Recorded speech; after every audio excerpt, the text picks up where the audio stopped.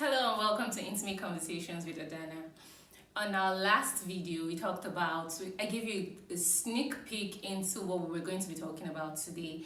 And we said we're going to be talking about discussing your sexual dissatisfaction with your partner without hurting their ego. Okay, first, before we get into this conversation, I would like to say that ego has no place in the bedroom, I think. But before I delve into the responses that I got with the way people have handled the situations with talking to their partner and not hurting their ego, I'm going to give us a little background on what ego is. So ego is simply a person's sense of self-esteem or a person's sense of self-importance. Now, that is what the ego, that's like a literal definition of what ego is. But it goes deeper than that if you're looking at it from the psychology aspect. The ego is the part of us that deals with common sense and realities, basically. Now, why I said the ego has no place in the bedroom is because if it's your sense of self-importance, how are you feeling any sense of self-importance when you're trying to get naked and get laid? I think the only thing that should come into the bedroom with you and your partner should be the id. And now the id, like the ego, is also a part of our personality. The id is just concerned with basic instincts.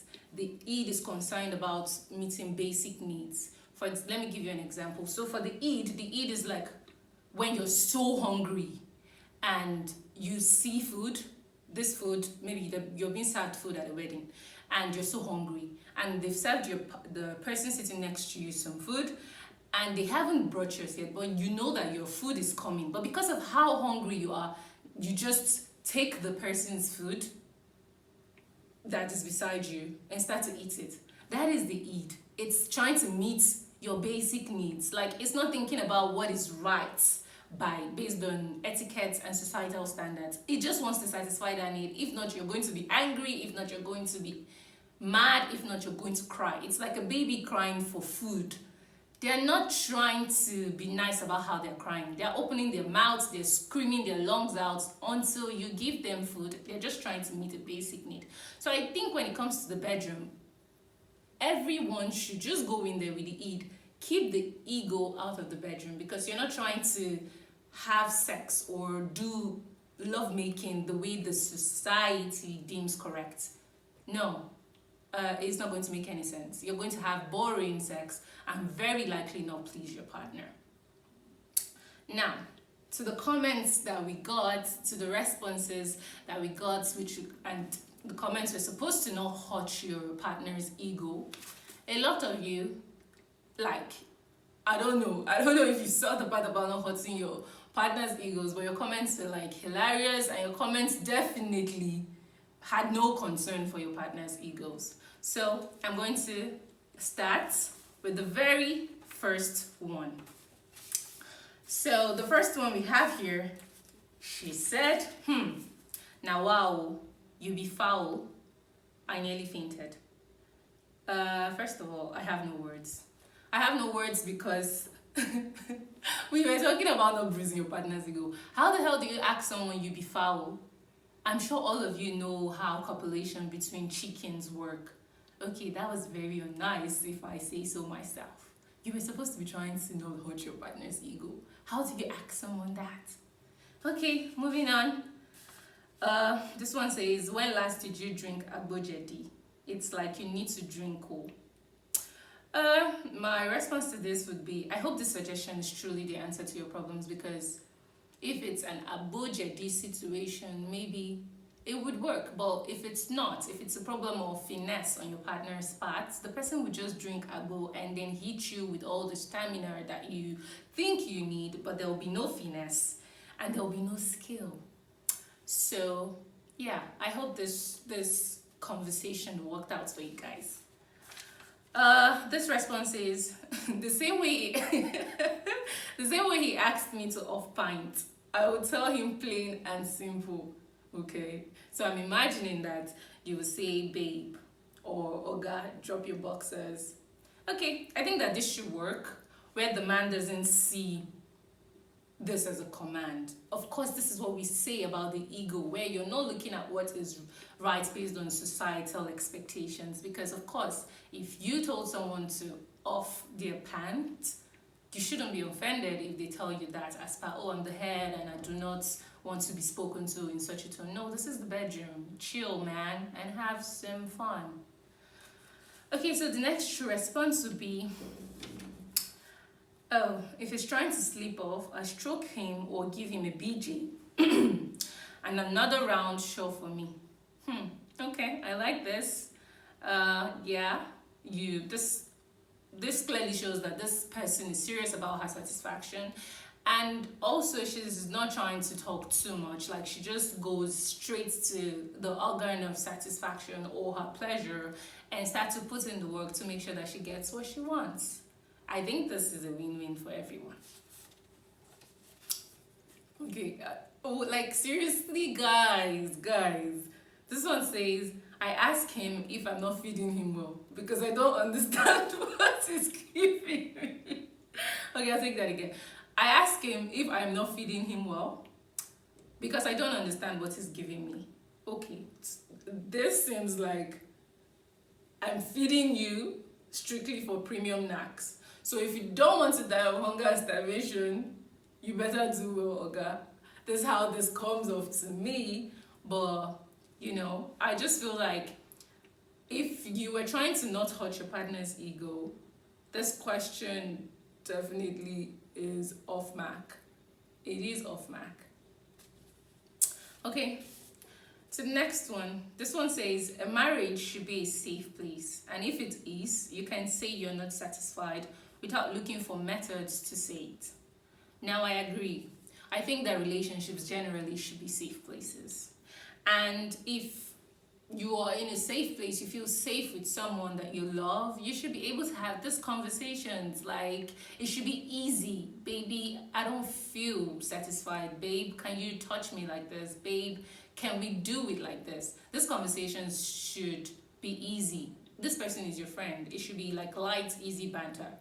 But then again, if your relationship is not even a safe place, which is what it's supposed to be ideally, I feel like this is not a conversation you should be having. You should be dealing with how that is not a safe place or is not even an ideal relationship for you and be taking the necessary steps. Okay, this one is actually funny. It says, Oga, your face no show and your shoe no shine.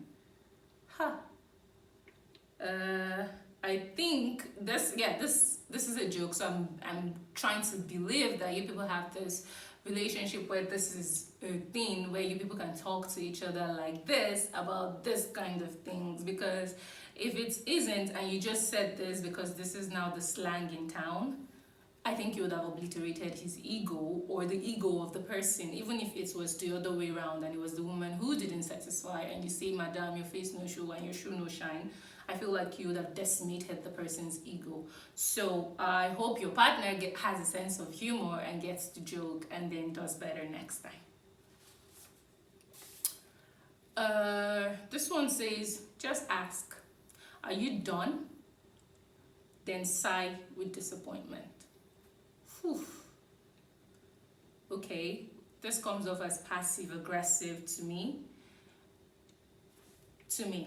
It comes off as passive aggressive because at the end of the day, you just ask, are you done? Then you sigh with disappointment. You haven't really said anything, so it's passive aggressive. And it may not achieve much for you, especially for people who act like, oh, or who clearly say they're not mind readers. So I think it's important for us to use our words or use your actions, like actual actions, not this passive aggressive way that someone doesn't even, they know that you're not pleased, but they don't know what exactly you're not pleased about. So I think you should use your words instead. People are not mind readers. And then, so the next one says, sex can be a vulnerable experience and sex should be about mindless pleasure. Take ego away from the bedroom and that's the beginning of a wholesome sexual experience. So I agree with this for so many reasons because there's so much this response has said, which is that sex can be a vulnerable experience. That is what it is. That is what it's supposed to be. It's vulnerable. It's you at your basest form. This is you at the point where you're like hands down vulnerable. It can be a vulnerable experience. And aside from the part where it's physically a vulnerable exercise, let's even talk about the mental part where you give yourself to another person, or the emotional part where you're connected on like so many levels apart from your genitalia. But I think that it's a vulnerable act. And then also, it should be about mindless pleasure. Again, the id, bringing the id that wants to satisfy their basest need. The id wants to satisfy your basest need. So if you're bringing anything into the bedroom, it shouldn't be the ego.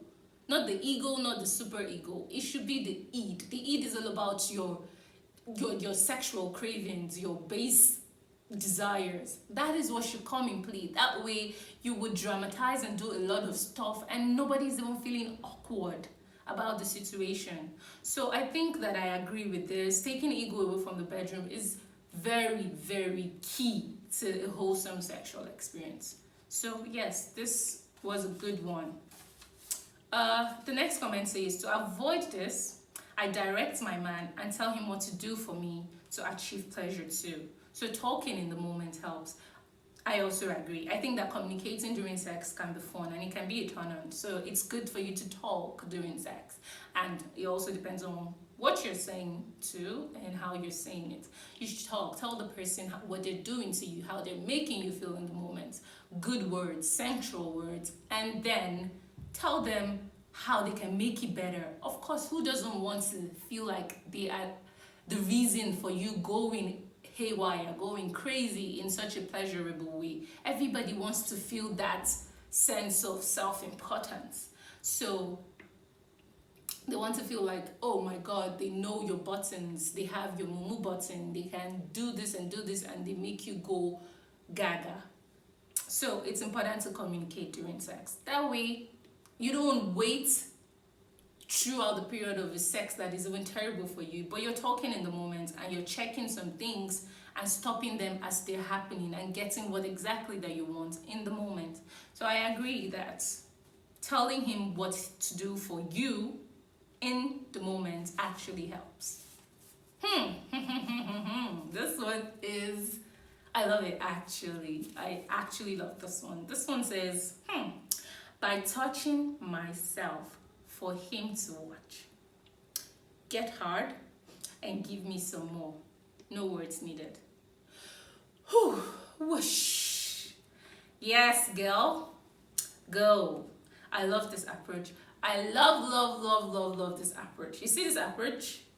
It is beautiful. It is freeing. It is you being in the id place. It is you getting yours. It is you putting all of the societal expectations to shame. I don't see how any egos can get hot, because what? I am spread eagle and I am doing things to myself and you're watching. Like, you're supposed to only be getting turned on. Your ego should even take a back seat. So I don't see how any egos are getting hot here. So yes, girl, I applaud. I give this a high five. This is amazing. We should all do this.